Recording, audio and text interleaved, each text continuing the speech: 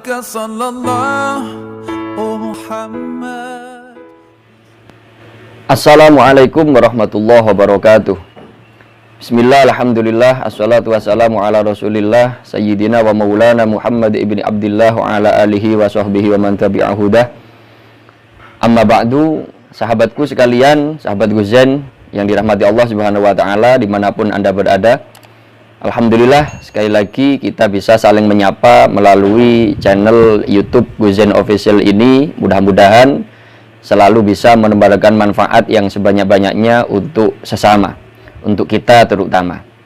Sahabat yang dirahmati Allah subhanahu wa ta'ala, pada kesempatan kali ini kami tertarik ingin membahas kaitannya dengan membayarkan zakat, terutama zakat fitrah. Sahabat, tidak sedikit di antara kita kadang-kadang yang masih kebingungan untuk menyalurkan zakat kita. Harus kita berikan kepada siapa? Apakah harus kita hantarkan atau kita bayarkan kepada lembaga penyalur zakat, panitia-panitia zakat yang biasanya menjelang Hari Raya Idul Fitri semacam ini, terlebih di malam Hari Raya Idul Fitri ini sangat banyak sekali biasanya kita temukan panitia-panitia zakat dadakan atau musiman yang dibuka di berbagai tempat. Namun tidak sedikit juga dari kita yang mempunyai keinginan untuk menyalurkan zakatnya secara pribadi kepada mustahiknya langsung, kepada yang berhak langsung.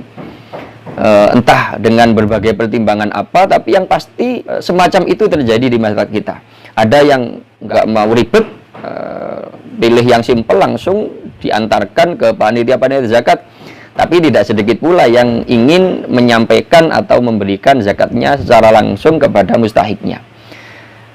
Untuk kelompok yang kedua ini yang memang menginginkan untuk mengantarkan dan membagikan serta memberikan langsung zakatnya kepada yang berhak, ini kadang-kadang terbentur dengan pengetahuan mengenai siapa sebenarnya yang berhak untuk kita salurkan atau saluri atau kita beli zakat kita. Sahabat yang dirahmati Allah Subhanahu wa taala, yang paling mudah kita temukan di sekitar kita dari 8 kelompok asnaf, kelompok orang-orang yang berhak menerima zakat, baik itu zakat mal, zakat harta ataupun zakat fitrah, adalah tentu saja fakir miskin. Siapa orang yang bisa dikategorikan fakir miskin ini? Dalam beberapa kitab, terutama yang bermadhab Syafi'iyah, di sana dijelaskan bahwa secara mudah untuk mengetahui kriteria fakir miskin itu adalah orang-orang yang tidak memiliki aset, tidak memiliki harta, ataupun tidak memiliki pekerjaan, ataupun memiliki aset, memiliki harta, memiliki pekerjaan, namun aset atau harta ataupun penghasilan dari pekerjaan yang dia lakukan sehari-hari ini tidak mencukupi terhadap kebutuhan hidup layak dia dan beserta orang-orang yang wajib dinafkahi.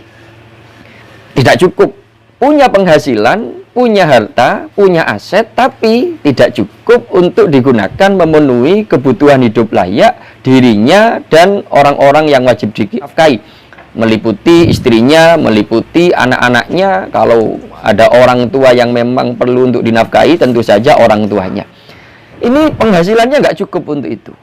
Nah, ini bisa dikategorikan fakir atau miskin. Terus apa perbedaannya fakir dan miskin? Perbedaannya, teman-teman, sahabatku yang dirahmati Allah Subhanahu wa taala, para ulama menggambarkan perbedaannya fakir dan miskin ini tentu saja lebih kurang orang yang fakir daripada miskin. Jadi bisa dikatakan bahwa miskin ini masih mempunyai penghasilan yang di atasnya fakir. Penggambarannya adalah seumpamanya ada seseorang dalam rangka untuk memenuhi kebutuhan sehari-hari. Contoh dalam 1 bulan seumpamanya dia membutuhkan uang untuk belanja dan hal-hal yang mencukupi kebutuhan yang lain, ini membutuhkan nominal senilai 500.000 seumpamanya. Kok seumpamanya ada si A, ada seseorang yang memiliki penghasilan yang hanya 400.000. Otomatis 400.000 ini belum mampu menutup kebutuhan 500.000 selama 1 bulan seumpamanya. Tapi penghasilan yang dia hasilkan ini sudah melebihi dari 50% kebutuhan dia. Maka orang dengan kriteria semacam ini termasuk kategori miskin.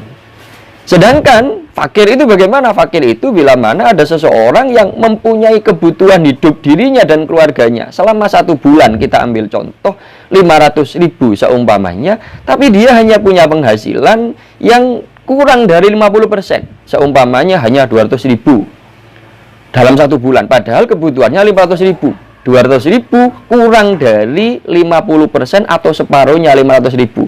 Orang semacam ini dikategorikan fakir. Sahabat yang dirahmati Allah Subhanahu wa taala, dengan konsep pengetahuan semacam ini, dengan prinsip atau dengan definisi kriteria fakir atau dan miskin semacam ini, saya rasa kalian semua dimanapun berada ini sudah bisa melihat tolah-toleh kanan kiri kita, mungkin di antara keluarga kita, saudara handai tolan kita, tetangga-tetangga kita yang masih mempunyai penghasilan yang di bawah kebutuhan pokok hidup layak, bahkan di bawah 50% dari kehidupan layak. Maka orang-orang semacam itu sudah selayaknya untuk kita berikan zakat kita, baik itu zakat mal ataupun zakat fitrah. Dan sahabat perlu tahu bahwa memberikan zakat, baik itu zakat mal ataupun zakat fitrah, kepada handai tolan kita, kepada sanak famili kita, dan kepada tetangga-tetangga terdekat kita, maka kalau memang ada, ini jauh lebih utama dibandingkan kita memberikan zakat kepada fakir miskin yang tempatnya jauh, yang bukan tetangga kita, yang bahkan bukan sanak famili kita. Jadi logikanya, wong tetangga kita saja masih banyak yang membutuhkan zakat kita, saudara handai tolan famili kita masih banyak yang membutuhkan uluran tangan zakat kita, kok kenapa kita jauh-jauh memberikannya kepada orang yang bukan tetangga dan bahkan bukan sanak famili, melainkan orang yang berada di tempat yang jauh, jauh tempatnya dan juga jauh ikatan kekeluargaannya. Ini tidak begitu dianjurkan oleh Rasulullah, dalam artian lebih dianjurkan untuk mengedepankan, memprioritaskan orang-orang yang memang membutuhkan, yang punya ikatan famili, yang punya ikatan kekeluargaan dan juga tetangga bagi kita. Dan ini menurut satu keterangan dalam riwayat yang disebutkan oleh Sayyid Abdullah bin Alawi Al-Haddad, Habib Al-Haddad, beliau menyampaikan bahwa ketika kita memberikan zakat kita kepada tetangga kita, kepada saudara sanak famili kita, dengan catatan yang memang mereka ini termasuk mustahik, termasuk fakir atau miskin tadi, niki mendapatkan 2 pahala sekaligus. Pahala apa? Yang pertama pahala zakat itu sendiri, dan yang kedua pahala silaturahmi, yang ini tidak bisa kita peroleh ketika kita memberikan zakat kita kepada yang bukan tetangga, kepada yang tidak punya hubungan famili atau kekerabatan dengan kita. Sahabat yang dirahmati Allah Subhanahu wa taala, mudah-mudahan ini menjadi satu titik terang bagi kita untuk tidak kesulitan lagi mengeluarkan atau menyalurkan zakat kita, terutama terhadap orang-orang terdekat, terhadap tetangga dan sanak famili yang kita miliki. Mudah-mudahan sedikit yang kita sampaikan bermanfaat. Wallahul muwaffiq ila aqwamit thoriq. Wassalamualaikum warahmatullahi wabarakatuh. Alaika sallallahu Muhammad.